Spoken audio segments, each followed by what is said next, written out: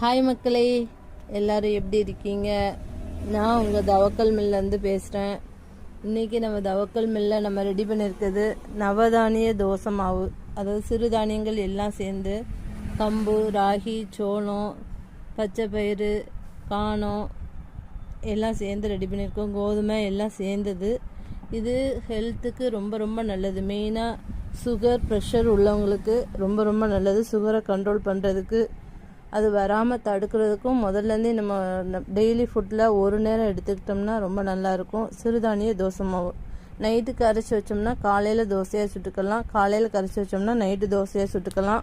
நீங்கள் சால்ட்டு மெத்தை ஆட் பண்ணால் போதும்.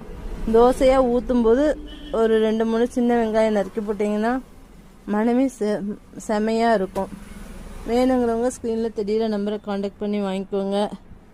பக்கத்தில் இருக்கீங்களா, நேராக கடையிலே வந்து வாங்கிக்கோங்க. ஃப்ரெஷ்ஷாக அவைலபிளாக இருக்குது. தேங்க்யூ.